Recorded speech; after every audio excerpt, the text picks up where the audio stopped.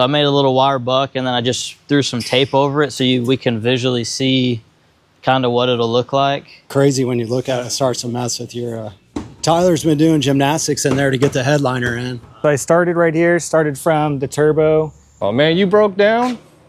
What's up everyone and welcome back to Martin Brothers. We have some exciting updates on this video today. I know it's been a minute, but the wait will have been worth it. That's because the 79 Pace Car is actually starting to take greater shapes, and even if I just kind of walk around and if you can peek through where the door glass would be, you might see a wider fender flare sitting back there. So some pretty exciting stuff that's happening with it. We'll be sure to capture that. And as always, we got some other cool stuff going on in the shop. We got not just one, but two custom bird hoods that are being worked on. So hopefully Joe will be doing his thing and little touches on these guys. So you guys will be able to see that. And well, Joe even cruised in style today. Well, there's a number of things to talk about on this episode. Hopefully you guys enjoy it. Everything between bird hoods, 58 Impala, custom exhaust, the Fox body build, a couple things that are happening over next door as well. So be sure to stick around and enjoy.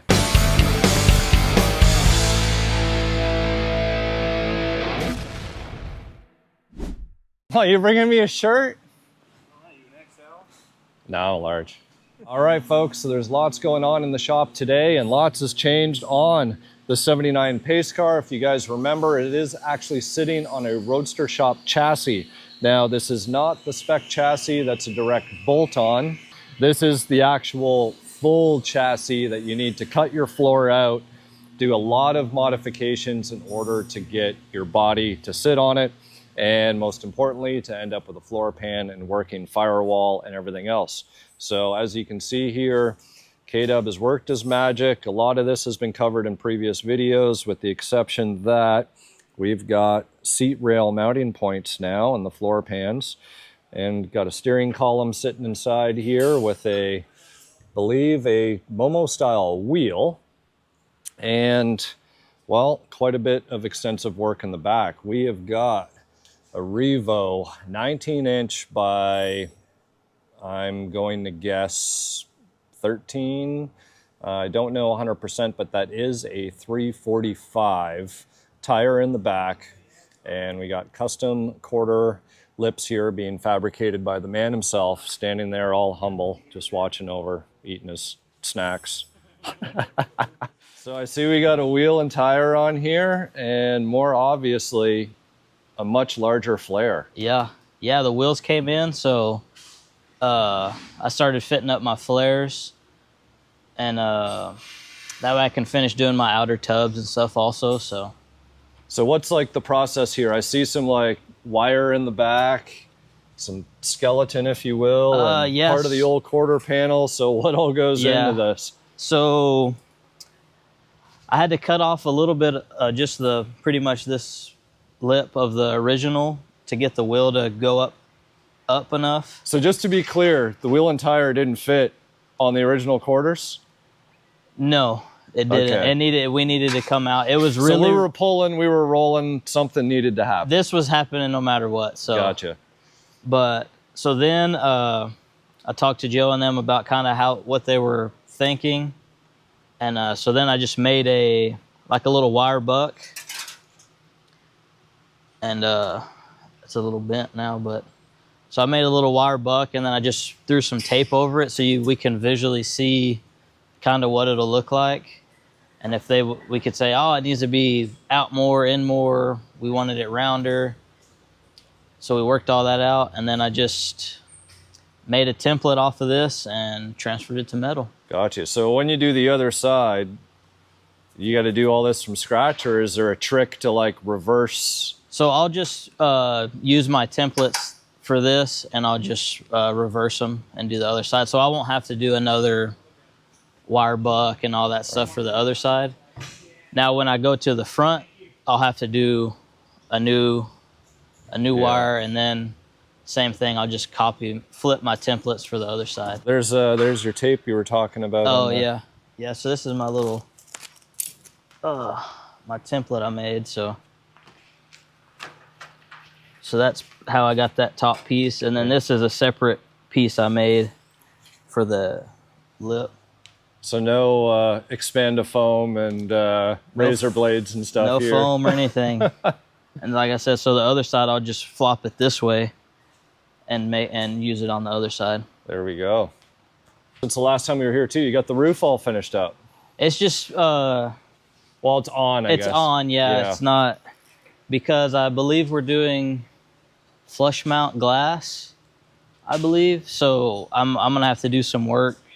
So I we were talking about, right? Like, I guess I might have to add the channel. Yeah, so I left it where I can take it off. So if I do have to weld into this, I can get to it, hammer it, doll it, and all that stuff.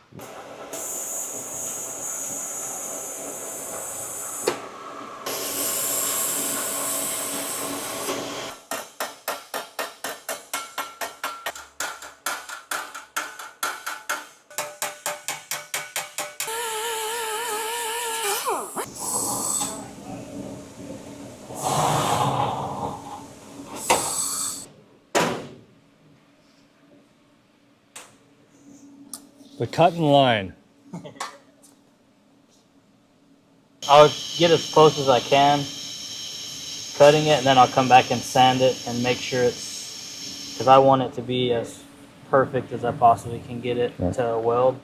So some people like say they want that gap to bridge it. I want no gap at all. No gap at all. As perfectly butted as I can get it. And I can come in here and, you know, as I'm tacking, I can come in behind it. Oh, so you're gonna leave like a little tab for yourself, and then that way you got perfect alignment still. Help me hold it up there still. And as I'm going, I can, like I said, I can get it tacked, and then I can go up inside, cut that off, and then I'll be able to fit that in. And I'll just work my way.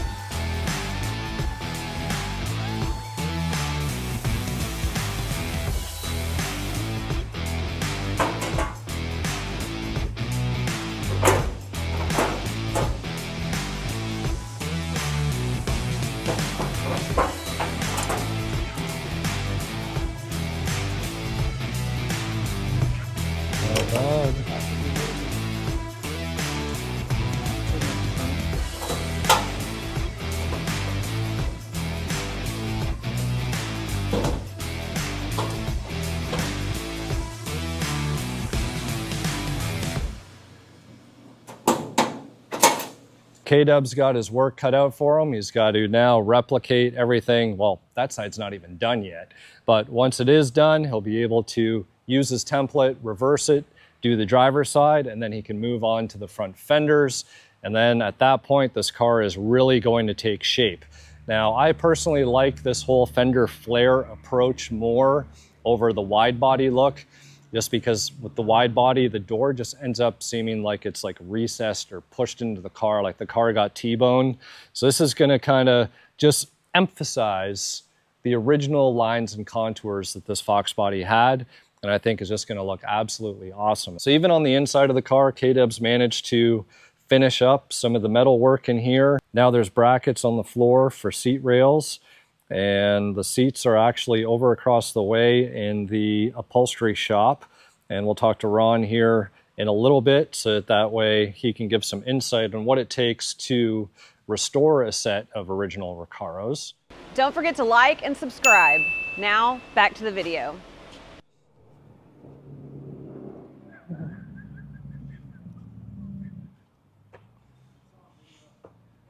Did I catch you going potty?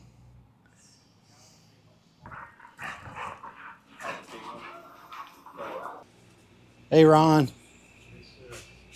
Mr. Fox Body's here. How's it going?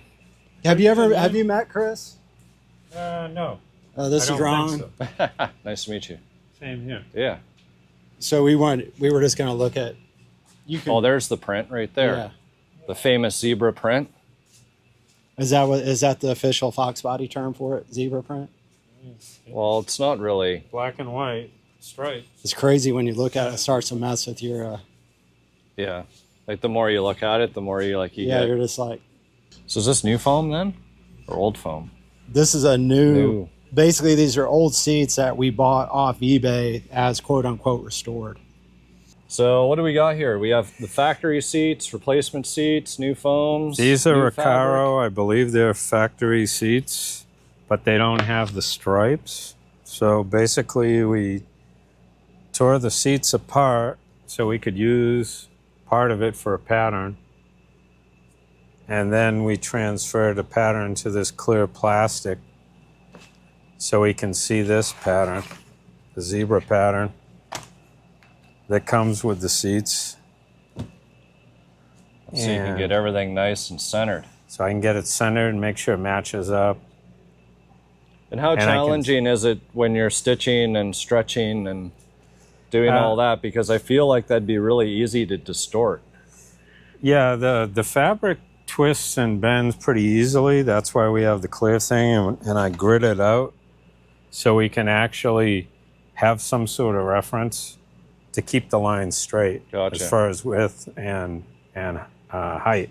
And can you accommodate if you got like a big dude that sits in the car that, you know, might... Yeah, we could change the pattern to fit, or we could make the seat fit better. Right. To some extent. I mean, there still are limitations, but we can get it closer to what they need.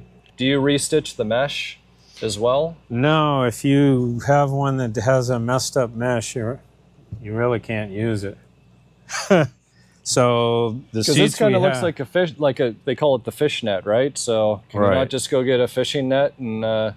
Well, one, you have to find that size, which is probably pretty difficult. I mean, the standard size is 1 inch, and they use them for like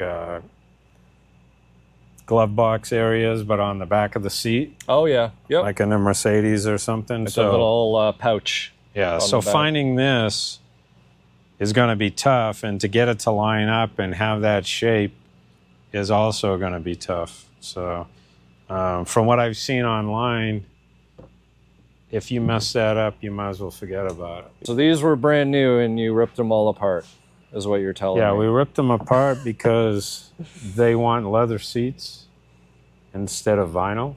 And the originals were vinyl. Gotcha. And they wanted that fabric, which it didn't have that fabric on it. It had a solid black vinyl on it, on these particular seats. But other than that, they're the same seat as original. Yeah. And that fabric's original pattern fabric. So we give the customer what they want. Yeah, absolutely. That's the name of the game. Well, cool. Well, I'll let you get back to it. Thanks for the breakdown and showing us a little bit of what goes into restoring a set of original seats. Tyler's been doing gymnastics in there to get the headliner in. No doubt, man. Look at the head. So the headliner had to go up around the roll bar. Oh, yeah. That looks like a fun time. It was. Not. But at least it turned out, so. We're getting closer. Kind of waiting on. We 3D printed some more handles with more infill to make them a little bit more sturdier. Wow. That's a key component we're waiting on right now. So when's the reveal of this? Or It's going to be at a car show in November. Yeah, November 18th, something like that. It'll be at a car show. And I think that'll be its first car show. is there even really any content on this build? Not yet, no. No. There was one initial thing where we sat down and the audio was so bad you can barely make it through the whole video.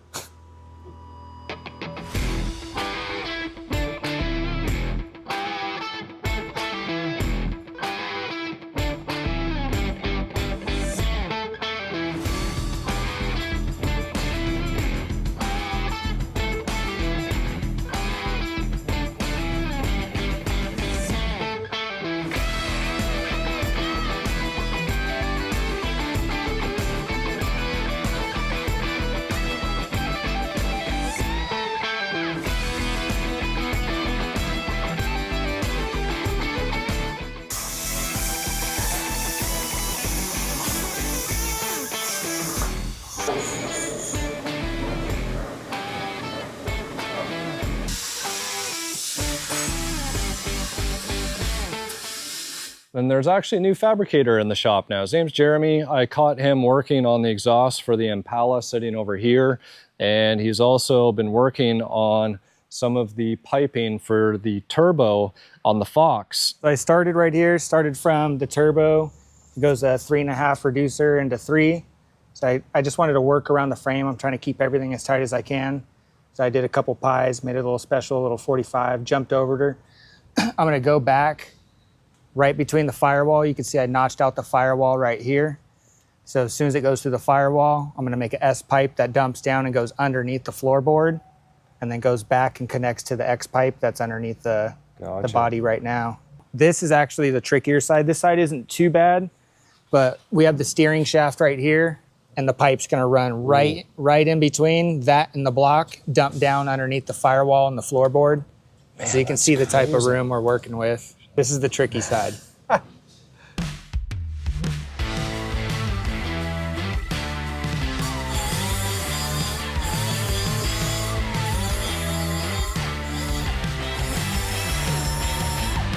So Roadster Shop chassis, if you guys remember from the last video, and of course, Roadster Shop is famous for that through frame exhaust system, correct? Yep. This one actually doesn't go through the frame. It tucks up on top right next to the drive shaft. Oh, really? Yeah, so this one was a little tricky because there was like absolutely no room. So you got to work with what you got, which probably explains some of these. Oh man, this is beautiful here. Thank you. Yeah, it's all stainless bros. Super clean stainless, so it's kind of easier to weld as long as your fitment's good. And I just take my time and do small welds and keep it nice and cool so nothing moves. Yeah, so we brought it down, went right through here, right through the tunnel, and ran along the drive shaft. But the distance between the drive shaft that we have and then to the floor was super tight. So we pretty much sucked it in as tight as we could to the drive shaft. We went full raise and full droop on it to make sure the drive shaft cleared. Yeah, wow. So that's 2.5 inch you're working with? Yeah, 2.5 inch. And then we did the mufflers back. These are just temporary hangers right now. I just designed the new hangers. So I'll pull these off, weld on the new hangers, and then bolt up the welded system right there, and pretty much we're good to go. I just got to do the tailpipes now off the resonators. This is sort of be like a puzzle for you, right? Yeah. So do you enjoy the challenge? Is like that the fun part when you're doing this and fabbing it up? Yeah, I love this stuff. Just makes you kind of have to use your brain a little bit. And then every piece, nothing's straight. So like even your pie pieces, you butt them up and you're still kind of like beveling some of the edges to kind of get it tweaked a certain way that you need it to go. So you were a Tetris master when you were young? Yeah, pretty much. And then we got what, an LT4 supercharged going in this one? Yep.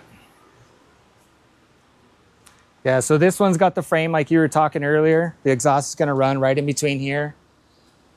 So this one should actually be pretty similar to the 58, but we should have a little bit more room. So we just got to get the fuel cell mounted in, finish the rear diff, run the drive shaft, and then I'll lower the body down onto it, start notching for the trans tunnel, and then start doing the tubbing on the rear end. Nice. Yeah, I'll be busy. Oh man, you broke down? Hope I got all the broke down behind me now.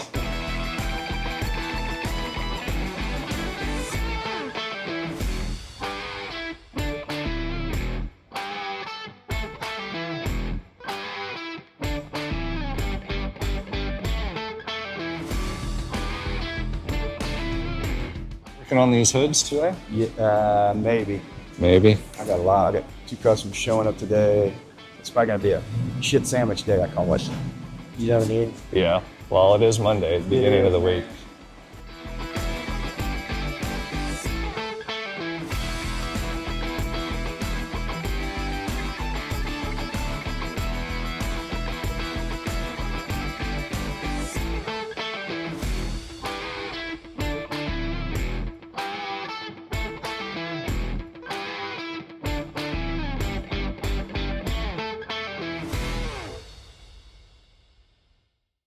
Well, that's going to do it for this segment, folks. Hopefully you enjoyed, and be sure to comment below and let us know which project that's going on that interests you the most, and maybe we'll try and highlight that one for next time here on Martin Brothers. Stay tuned.